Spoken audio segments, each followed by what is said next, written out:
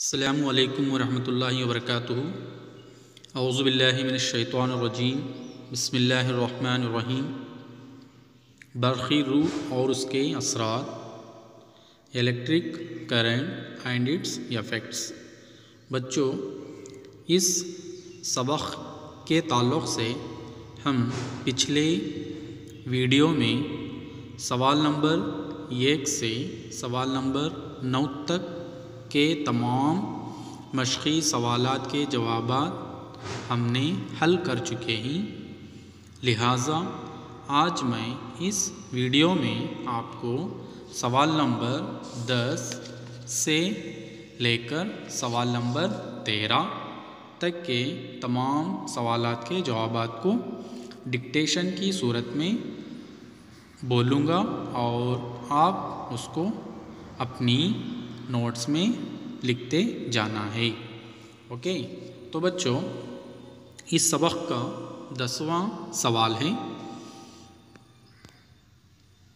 आपका क्या ख़याल है कि एक बरक़ी मक़नातीस का इस्तेमाल एक कूड़े के ढेर से प्लास्टिक थैलियों को जुदा करने के लिए किया जाता है?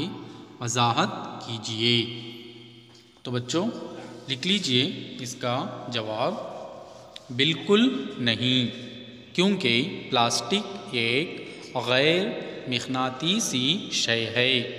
लिहाजा बरक़ी मक़नातीस का इस्तेमाल एक कूड़े के ढेर से प्लास्टिक थैलों को जुदा करने के लिए नहीं किया जा सकता है। ओके, तो ये रहा सवाल नंबर 10 का जवाब। अब रहा सवाल नंबर 11। ये एक बिजली मिस्त्री आपके घर में बिजली की मरम्मत का काम कर रहा है। वो तार के एक टुकड़े से फ्यूज़ को बदलना चाहता है। क्या आप इसकी बात मान लेंगे? Question mark. अपनी जवाब की दलील कीजिए।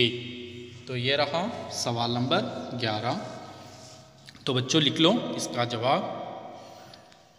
हम इसकी बात को नहीं मानेंगे, क्योंकि फ्यूज़ से हमारे घरों के बरक़ी सर्किट्स और बरक़ी रूह की मदद से चलने वाले तमाम आलात की हिफाजत होती है। ओके, ये इसका जवाब है। उसके बाद सवाल नंबर 12।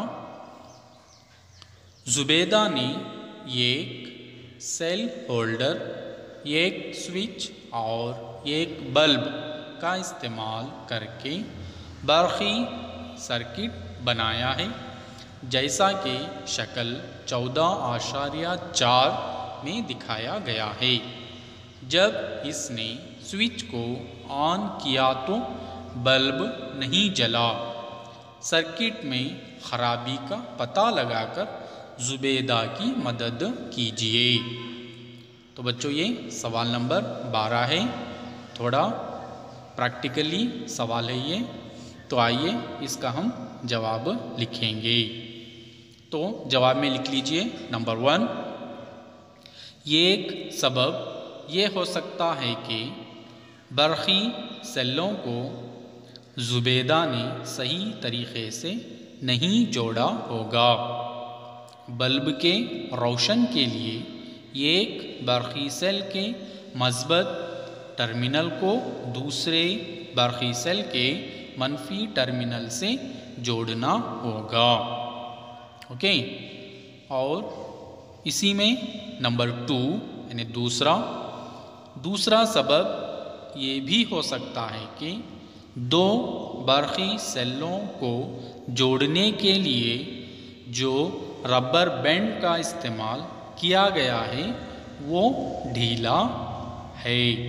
लिहाजा उस रबर बैंड को खींचकर मजबूती से जोड़ते हुए बल्ब को रोशन कर सकते हैं। ओके बच्चों, तो ये दो असबाब की बिना पर क्या है, यहाँ पर बल्ब रोशन नहीं हो सकता है। ओके, अब रहा सवाल नंबर 13।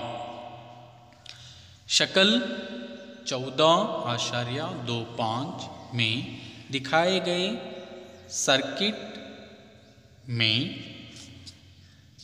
बच्चों यहाँ पर सवाल नंबर 13 में एक सर्किट डायग्राम दिया गया है। उस सर्किट डायग्राम को देखते हुए आपकी किताब में दो सवालात दिए गए हैं। उन सवालात के आपको जवाब लिखना है। तो इसमें सवाल नंबर 1 है इस सर्किट की बिना पर। तो नंबर 1, जब स्विच ऑफ हालत में हो तो क्या बल्ब रोशन होगा?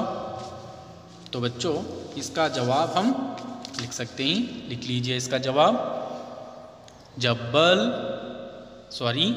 स्विच ऑफ हालत में हो तो बल्ब रोशन नहीं होगा।